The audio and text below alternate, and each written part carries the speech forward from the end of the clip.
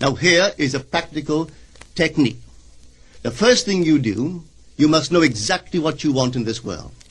When you know exactly what you want, make as lifelike a representation as possible of what you would see and what you would touch and what you would do and physically moving in such a state.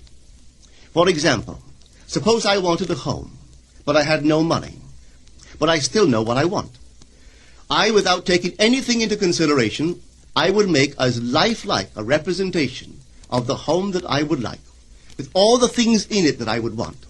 And then, this night, as I would go to bed, I would, in a drowsy, sleepy state, the state that borders upon sleep, I would imagine that I am actually in such a house, that were I to step off the bed, I would step upon the floor of that house.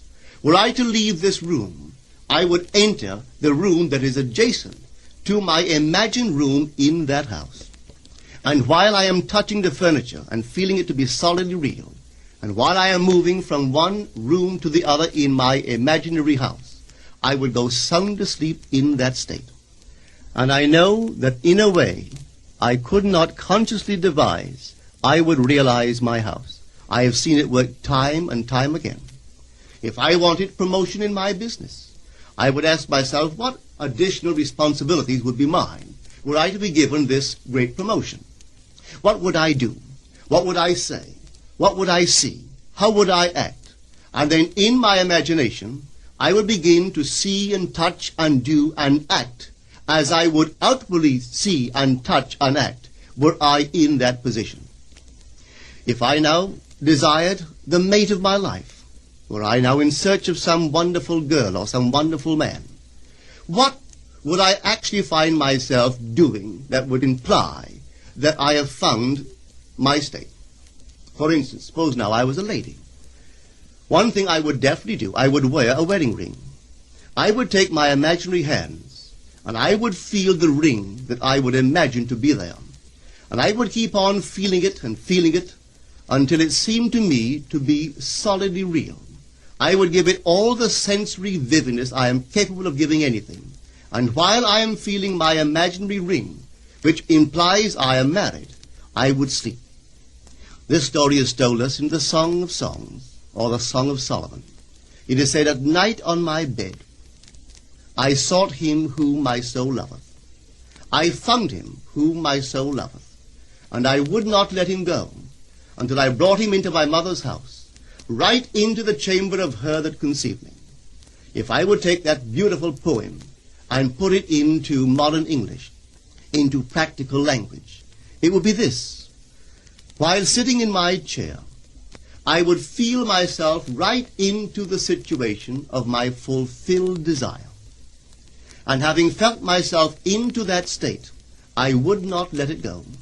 I would keep that mood alive, and in that mood I would sleep. That is, taking it right into my mother's chamber, into the chamber of her that conceived me. You know, people are totally unaware of this fantastic power of the imagination. But when man begins to discover this power within him, he never plays the part that he formerly played. He doesn't turn back and become just the reflective life. From here on in, he is the affecter of life. The secret of it is to center your imagination in the feeling of the wish fulfilled and remain therein. For in our capacity to live in the feeling of the wish fulfilled lies our capacity to live the more abundant life. Most of us are afraid to imagine ourselves as important and noble individuals, secure in our contribution to the world, just because at the very moment that we start our assumption, reason and our senses deny the truth of our assumption. We seem to be in the grip of an unconscious urge which makes us cling desperately to the world of familiar things and resist all that threatens to tear us away from our familiar and seemingly safe moorings. But I appeal to you to try it. If you try it, you will discover this great wisdom of the ancients, for they told it to us in their own strange, wonderful, symbolical form. But unfortunately, you and I misinterpreted their story, thinking of what you want in this world and thinking from what you want. Let me tell you, when I first heard of this strange and wonderful power of the imagination, it was in 1933 in New York City. An old friend of mine taught it to me. He turned to the 14th of John, and this is what he read. In my Father's house are many mansions. If it were not so, I would have told you. I go to prepare a place for you. And if I go and prepare a place for you, I will come again and receive you unto myself, that where I am, there ye may be also. He explained to me that this central character of the Gospels was human imagination.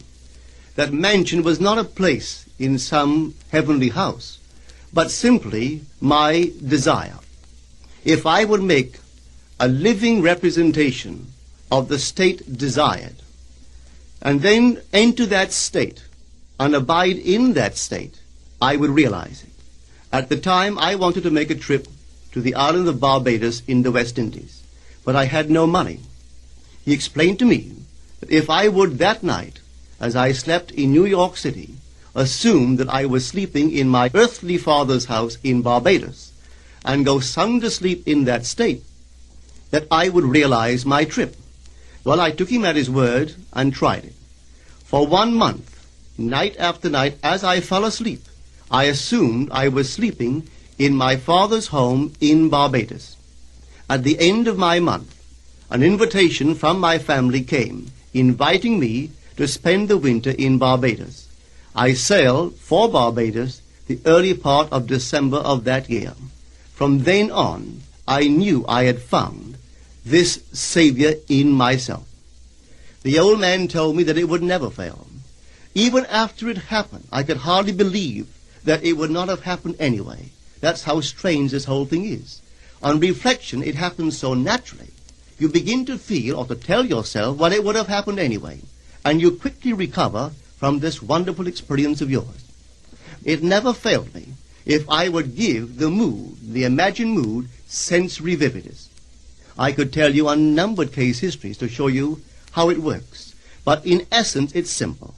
You simply know what you want. When you know what you want, you're thinking of it. That is not enough. You must now begin to think from it. Well, how could I think from it? I am sitting here, and I desire to be elsewhere. How could I, while sitting here physically, put myself in imagination at a point in space removed from this room and make that real to me? Quite easily. My imagination puts me in touch inwardly with that state. I imagine that I am actually where I desire to be. Now, can I tell that I am there? There is only one way to prove that I am there. For what a man sees when he describes his world is as he describes it relative to himself. So what the world looks like depends entirely upon where I stand when I make my observation. So if, as I describe my world, it is related to that point in space I imagine that I am occupying, then I must be there. I am not there physically, no, but I am there in my imagination, and my imagination is my real self. And where I go in imagination and make it real, there I shall go in the flesh also. When in that state I fall asleep, it is done. I have never seen it fail. So this is the simple technique on how to use your imagination to realize your every objective. I bring before my mind's eye a scene which would imply that I am the one that I want to be, or that my friend or others are as I would like them to be. I try to confine it within the framework of the golden rule, that is, doing unto others what I would love them to do unto me, and not to go outside of that rule. It's such an easy thing to practice. Would I like the good that I ask of them? Yes. Like it for myself? All right, then ask it for them.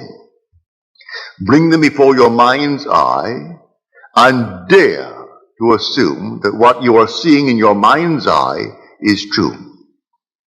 Now there is a definite technique to it. A simple technique. If I can share with you what I do, and it works, I bring them into my mind's eye and I work myself up into an emotional state. It's like a peculiar rhythm. I breathe in and breathe out and breathe in and breathe out, and suddenly I reach a certain point, and then one deep inhalation as though I'm setting it up in a time exposure before my own mind. I set it up and all of a sudden I have a deep inhalation and every pore of my being explodes. And then I do nothing beyond that. It's taking that scene and setting it up in a time explosion before the eternal event. And then I explode it and then let life develop it. And life develops it. And then I get the call, or I get the wire, or I get a letter confirming that which I did. And I do nothing to make it so. I simply believe implicitly in Jesus Christ, but I have found him. I have found him as my own wonderful human imagination. I believe that all things are possible to him. He has ways and means that the mortal mind knows not of. So I do not care if I do not see clearly how it could possibly be. It makes no difference to me. I simply bring it to my mind's eye what I want to see it clearly, explode it, and then let it be. Now it could be tomorrow. It could be a month. It could be even years. I am not concerned. I have done it, and that's all that matters as far as I'm concerned. Everything has its own appointed hour. See the vision? That was my vision. The vision has its own appointed hour. It ripens. It will flower. If it be long, wait. It is sure, and it will not be late. A little chicken, 21 days. A man, 9 months. A horse, 12 months. A little lamb, 5 months. And there's a time interval between that impregnation and the actual embodiment of that state. And I do not know the time intervals. I only know that all I do it. And if that time interval is a day, well, it's a day.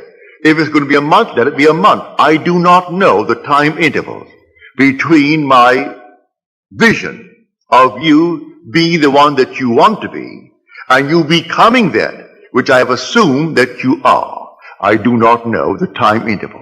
But there are time intervals between the impregnation and the birth of that impregnation. But I tell you, it works. So I do not need to ask anyone or turn to anyone. Not that I am not saying to you, turn to me, if you have confidence that I can use a law that you are not yet aware of or feel that you cannot quite master it. I invite you to turn to me. Cost you nothing. I charge not one nickel for it. To me, it's a simple technique, a simple process, and I look upon it just as this. If this hand is itching now, and the back of the hand is itching, this hand is easier for me to use to scratch it and relieve the itch than to take this and try to reach it with my fingers. I can get back and reach it, but I can get it with this. It's the same body, so I call upon myself. If you cannot yourself, I would say, alleviate the itch may be for money, the itch may be for recognition, the itch may be for something.